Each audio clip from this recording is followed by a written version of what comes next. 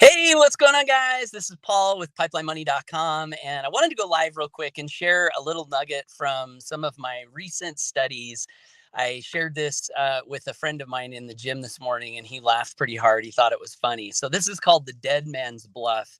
I've been studying belief change and conversational belief change from Robert Dilts. He's got a book called Sleight of Mouth, and he also has a great YouTube series on the internet called Sleight of Mouth. And so I've been learning a lot from that YouTube series. And in this series, he told this story about a case that comes from I think it was called the Annals of Abnormal Clinical Psychology. So this was a real life story, apparently.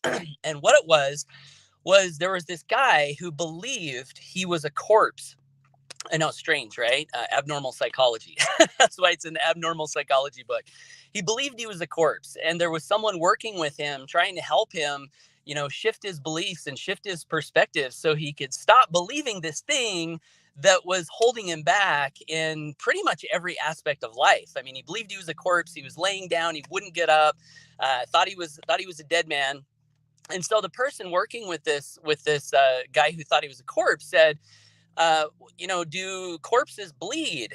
And the guy said, well, no, they don't, because they're corpses. So there's no blood flowing.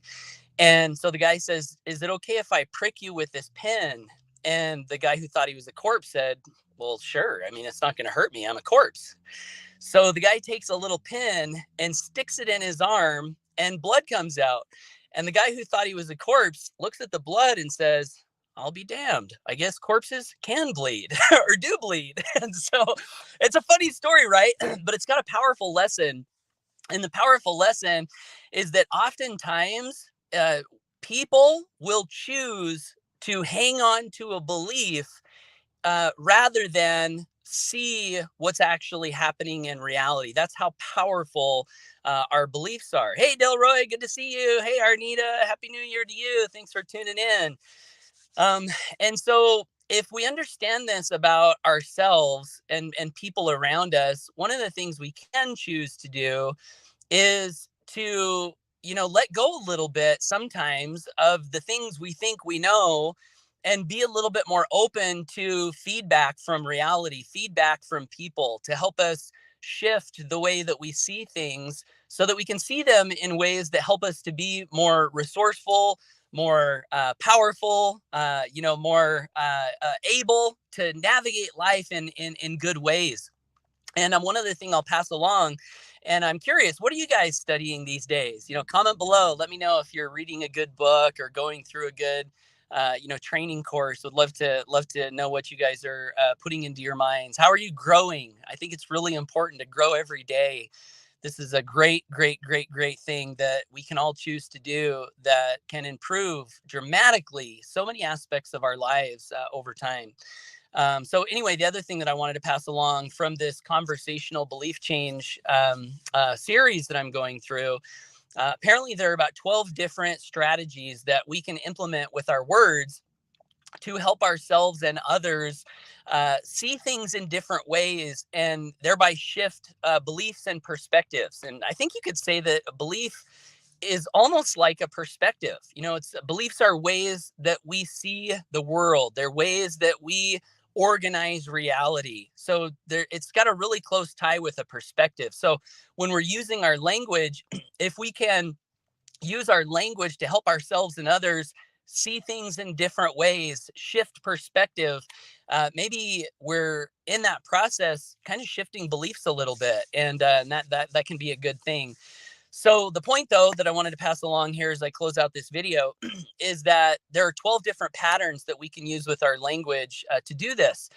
And as I was listening to Robert Dilts, one of the things that he said, so Delroy's studying Think and Grow Rich. Woohoo! Great book, Delroy.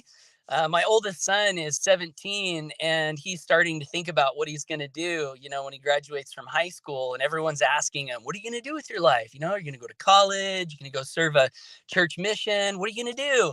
And so I asked my son if he would be open to reading Think and Grow Rich with me. So we actually started together, Delroy, reading Think and Grow Rich just yesterday. We got through the first story, and I told my son, this could be the most important book that you could read to help you see things that are available to you for your future.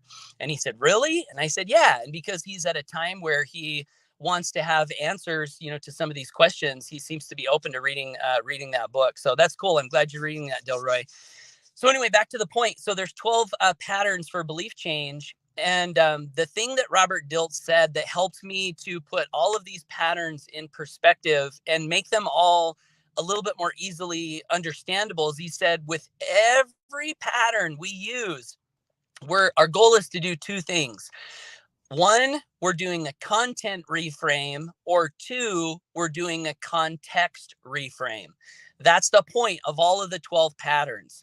And so a reframe is just basically where you take an idea or a perception of a thing and you draw a new frame around it so that the meaning of the thing is different than it was before. And this can be really useful for, let's say you're having a negative experience or you're looking at something in a negative way. You can draw a frame around it and change that negative thing that's producing negative reactions in your body and negative reactions in your psyche. You can take that same thing and make it so now it's producing positive reactions in your body and your mind. So that's a reframe. Arnita says she's finishing out the year with Bob Proctor. Very cool. What's the number one thing you're learning, Arnita? What's your biggest takeaway? Would love to hear in the comments below.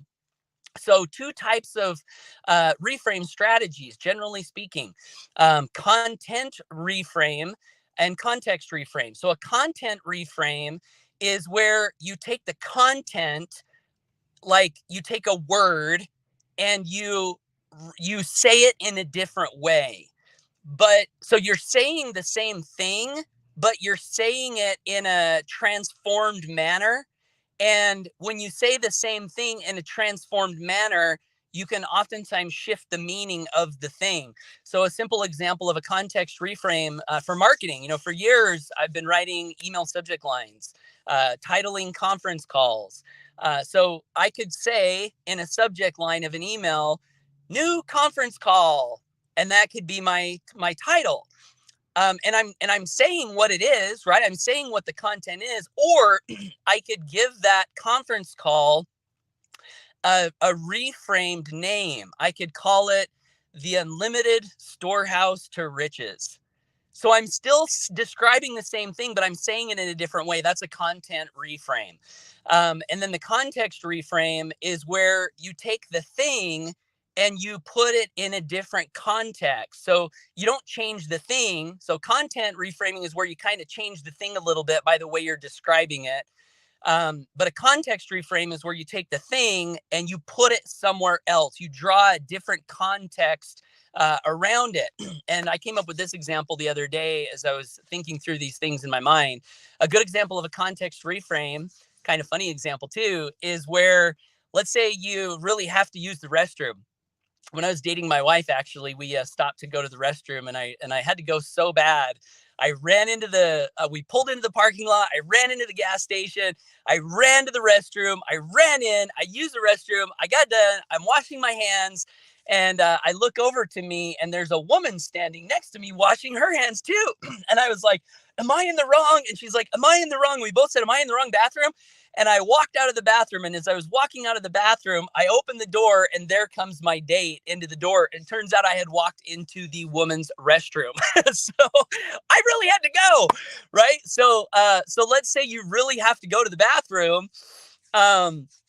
You really have to go to the bathroom and you're like, oh, I need to find a toilet. Where is a toilet? And you have this picture of this toilet in your mind. And when you think about the toilet, because you really have to go to the bathroom, you're like, this image of this toilet is bringing me peace and comfort. Okay. So, but let's imagine we take that same image of a toilet and we place it on a busy intersection on a crowded road with no walls around it. So it just plopped up in the public for everyone walking by to see. And now you think of the toilet, you still have to go, but you think of the toilet and you're like, I don't want it. Not for me. It brings you different meaning. So it's the same thing though. It's the same toilet. The toilet didn't change. What changed? the context around it. And because the context around it changed, the way we perceive the toilet, the meaning of the toilet changed with it. So just want to pass those along. Keep in mind content and context reframing. We can do this with ourselves, with our own thinking, and we can also help others do this to see better things, which I think is the goal. See a fuller picture, see a more positive picture, see a picture that inspires us and excites us and brings us joy and helps us to step forward continually in our most powerful way. I think that's the goal with the thoughts we think and the communications that we send out and also receive, at least for me. So Arnita says to make irreversible commitment, aka decisions. Awesome. Yes. Decisions are the pathway to progress. Decision, I learned recently, comes from a Latin word, decidere, which means to cut away. So when we make a decision, we've cut away all other paths, all other choices, and we move with that one thing. So anyway, guys, that's it. Thanks for tuning in. I appreciate you. Love you. Believe in you. Know you've got greatness within you. Get out there, make it a great day. Always go for your dreams. And if you're just catching me for the first time and like this content and want to get more like it, I'd love to invite you to subscribe to my email list at pipelinemoney.com. That's pipelinemoney.com. If you do that, you'll make sure to get more content like this and also ensure that you won't miss out on content like this. You can follow me on social media, but the crazy algorithms, you can do that. And whether or not you'll see my content, it's kind of like a roll of the dice, right? But if you subscribe to my email list, you can be guaranteed you'll be notified of new content. So pipelinemoney.com. That's it, guys. Make it a good day. Bye for now.